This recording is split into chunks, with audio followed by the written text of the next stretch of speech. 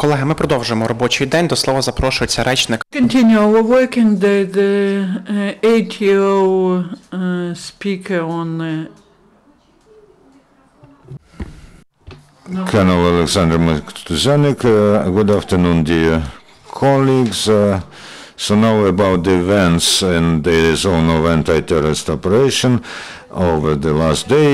And the good news is that over the past day, not a single Ukrainian military serviceman died, and no one was wounded. One enemy provocation yesterday was at the in the Luhansk district, which happened next to the settlement Stary Aidar, to the west of Shastya. In Donetsk sector, the enemy displayed activity only to the north of Gorlivka. The gunmen that controlled the east part of Zaitsevo and Holminsk several times opened fire from small firearms and grenade launchers. In other districts of the front, it was calm yesterday, and there were no flights of enemy drones detected yesterday in Kyiv region. They met the military of the combined detachment of Air Force. They have courageously opposed the Russian aggressor, and relatives and representatives of the command and representatives of the community of Vasilkiv and priests and volunteers came to greet the warriors who came back, and they also commemorated with a minute of silence the 11 heroes who died over the year within the composition of this joint detachment. The policemen from Ternopil region go on the tour of duty to the east.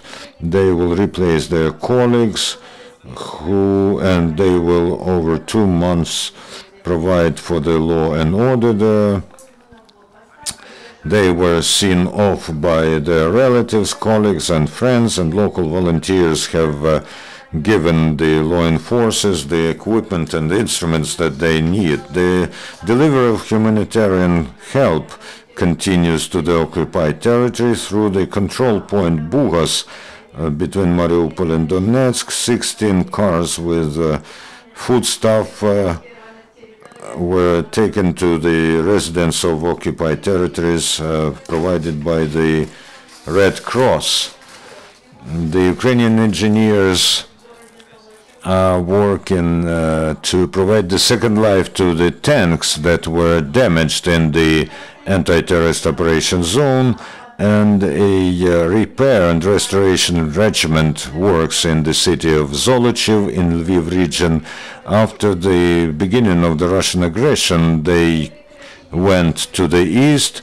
They had to work often under the enemy fire, and after the active combat action stopped, they still had a lot of work because the units of the armed forces of Ukraine need more armored machinery. Over this time, they have returned back to the Ukrainian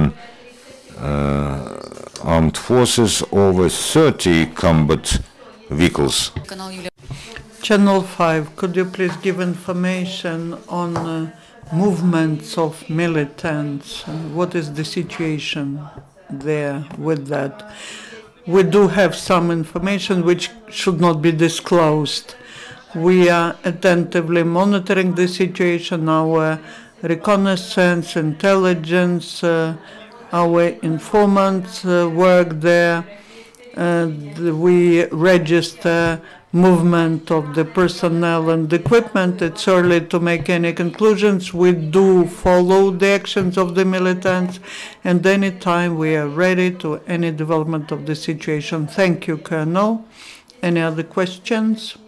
Once there are no questions, okay, thank you. And our next briefing is at 2 o'clock.